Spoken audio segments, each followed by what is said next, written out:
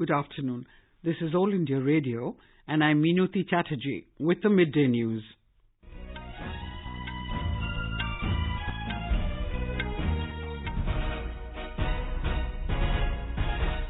The headlines. Portfolios allocated to Maharashtra Cabinet. Chief Minister Uddhav Thackery keeps only general administration. Deputy CM Ajit Pawar heads finance and planning. BJP begins 10-day nationwide mass contact drive to mobilise support for Citizenship Amendment Act. Women's Science Congress to begin in Bengaluru this afternoon to motivate young women to participate in science. Iraq declares 3-day national mourning over killing of Iranian military commander Qassem Soleimani in US airstrike in Baghdad.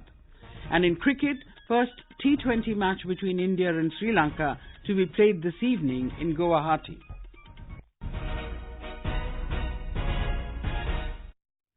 The long-awaited portfolio allocation of the 43-member cabinet of the Maharashtra Vikas Aghadi (MVA) government, led by Chief Minister Uddhav Thackery, was announced today.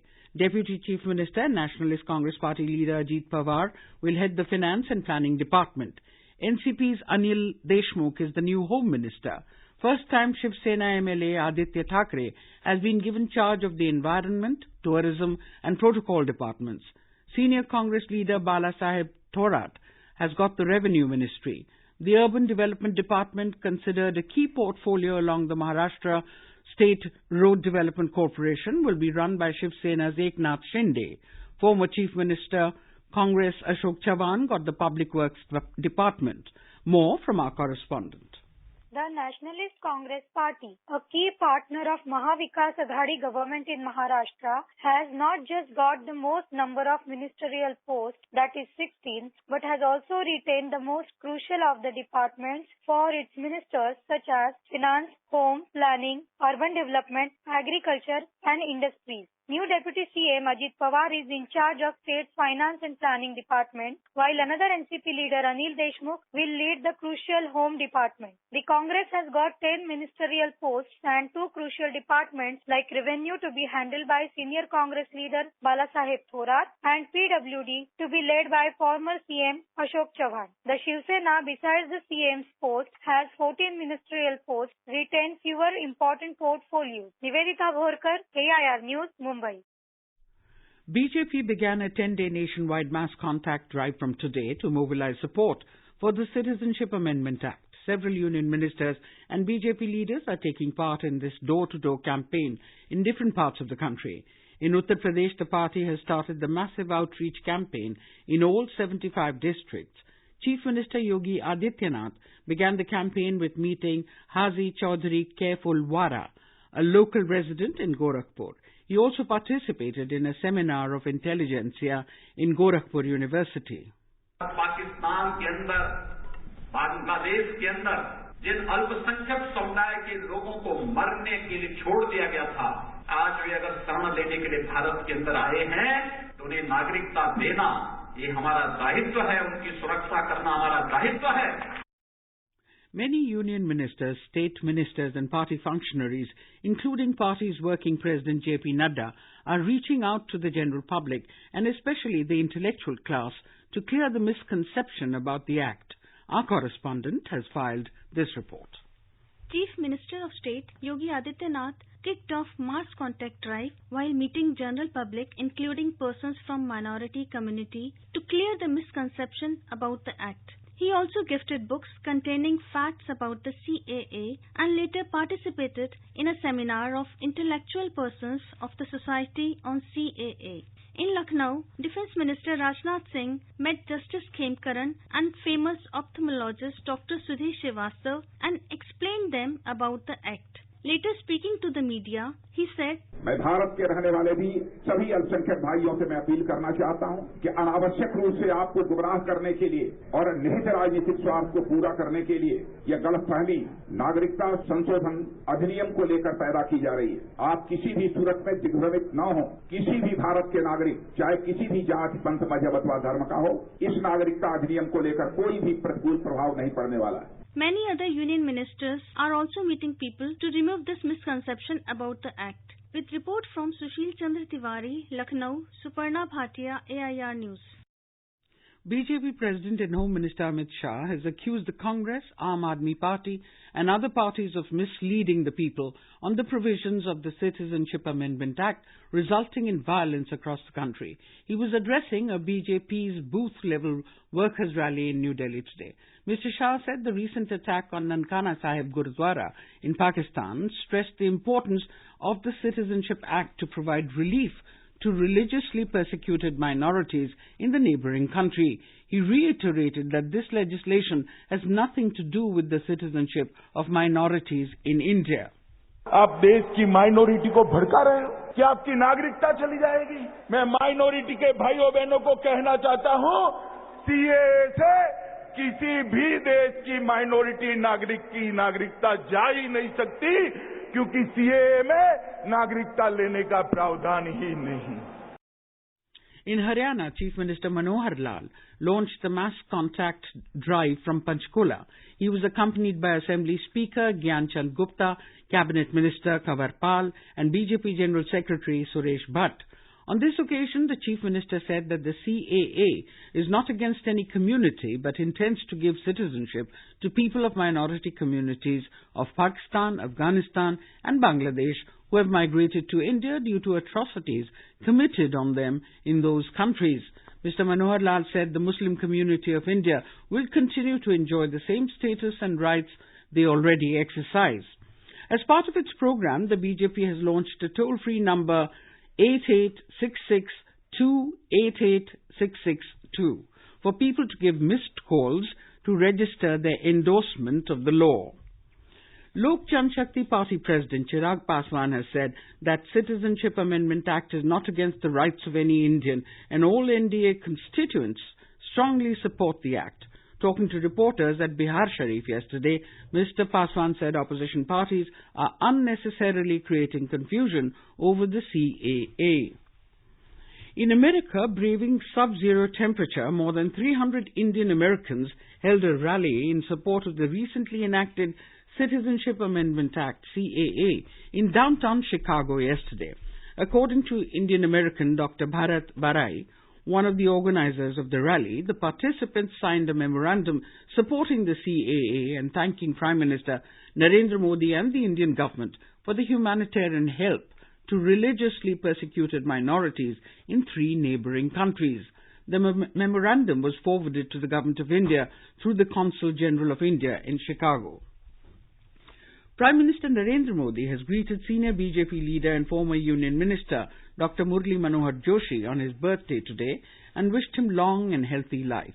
In a tweet, Mr. Modi said Dr. Joshi made an indelible contribution to the country during his long years in politics, Parliament and as a minister. He said that he considered himself fortunate to have got the opportunity to work with Dr. Joshi for many years. This is All India Radio giving you the news. For quick news updates, visit our News on AIR app and follow us on Twitter at AIR News Alerts. You can also visit our website www.newsonair.com. The ongoing Indian Science Congress entered its 3rd day today in Bengaluru. Women's Science Congress will begin this afternoon to motivate young women to participate in science. 24 women achievers in different fields of science and technology as information technology, biotechnology, agriculture and allied fields, medicine, nutrition, space and sports will be sharing their experiences in 3 sessions. Around 164 poster presentations will be made from PhD and MSc scholars. Earlier, the head of National Council for Science and Technology Communication, Dr. Akhilesh Gupta, called upon scientists and academicians to approach schools and colleges and motivate youth to take up study of basic science. He was speaking at the inaugural of Science Communicators Congress as part of Indian Science Congress. In the post-lunch session, Women Science Congress will be inaugurated by DRDO Aeronautical Systems Director General Dr. Tessie Thomas and Chairperson of Infosys Foundation Dr. Sudha Murthy. Around 1,500 women delegates have registered for this. In the exhibition area, students from various schools were seen queuing up before kiosks displaying latest activities of various government and private organizations. The students who have come from all parts of the country to participate in the Science Congress were taken to Visvesvaraya Science and Technological Museum. Sudhindra, AIR News, Bengaluru. Human Resource Development Ministry took a leap forward in transforming the education sector with the motto of Education for All and Quality Education. The ministry has launched Pradhan Mantri Innovative Learning Program, Dhruv, to identify and encourage talented children to enrich their skills and knowledge. Our correspondent takes a look at the major initiatives of the ministry. A national mission to improve learning outcomes at the elementary level through an integrated teacher training program, National Initiative for School Heads and Teachers Holistic Advancement, NISTHA, was launched in August last year. This program is aimed at building the capacities of around 42 lakh teachers and heads of schools. Under Samagra Shiksha, a total of 5,930 Kasturba Gandhi Balika Vidyalaya have been sanctioned in the country, out of which 4,881 such schools are operational. In the year 2019 and 20, an outlay of over 800 crore rupees has been approved under a sports grant for over 10 lakh government schools of different categories. The fresh guidelines for sports and physical education are also been prepared. Anand Kumar, AIR News, Delhi. Iraqi Prime Minister Adil Abdul Mahdi has declared 3 days of national mourning for Iranian military commander Qassem Soleimani. Iraqi militia leader Abu Mahdi al-Muhandis and others killed in the US airstrike in Baghdad. In a statement, his office said Prime Minister and Commander-in-Chief Adil Abdul Mahdi orders the declaration of national mourning for the souls of the martyrs for 3 days as of Saturday. Amidst heightened tension between Washington and Tehran, Iran's Foreign Minister Mohammad Javad Zarif tweeted that the end of US presence has begun in the West Asia region. US President Donald Trump today warned Iran that the US will hit the Islamic Republic harder than ever before if Tehran retaliates to the killing of top military commander Qassem Soleimani. Mr. Trump said this in a past midnight tweet amid remarks of retaliation coming from Tehran. Earlier, he had warned yesterday that the US will target 52 sites in Iran, some of which are at a very high level and important to Iran if the Islamic Republic attacks American personnel or assets. Delhi registered a minimum temperature of 7 degrees Celsius this morning. The air quality was very poor, with air quality index showing 350 at 9 a.m. The maximum temperature is expected to hover around 21 degrees Celsius. Shallow fog was witnessed in some parts of the city. A total of 26 Delhi-bound trains were delayed due to the fog. In Punjab and Haryana, intense cold wave conditions persisted today, with the mercury plunging several degrees below the normal and fog cover over a few areas. In Haryana, Karnal was the coldest place with 1.8 degrees Celsius, 5 notches below the normal. In Punjab, Patinda and Adhampur were the coldest. The first T20 international of the 3-match series between India and Sri Lanka will be played at the Barsapara Cricket Stadium in Guwahati this evening. The match will start at 7 p.m. All India Radio will broadcast a live commentary of the match alternately in Hindi and English. It can be heard on FM Rainbow and additional frequencies from 6:30 p.m. Fast bowler Jasprit Bumrah and opener Shikhar Dhawan will be under spotlight as both cricketers return to the field from their injuries. Sri Lanka come into the match on the back of a 3-0 whitewash against Australia in their last series. India rounded off a successful 2019 with a limited overs series win over the West Indies at home. And now, before we end the bulletin, the headlines once again. Portfolios allocated to Maharashtra Cabinet. Chief Minister Uddhav Thackery keeps only general administration. Deputy CM Ajit Pawar heads finance and planning. BJP begins 10-day nationwide mass contact drive to mobilise support for Citizenship Amendment Act. Women's Science Congress to begin in Bengaluru this afternoon to motivate young women to participate in science. Iraq declares 3-day national mourning over killing of Iranian military commander Qassem Soleimani in US airstrike in Baghdad. And in cricket, first T20 match between India and Sri Lanka to be played this evening in Guwahati. And with that, we end the midday news.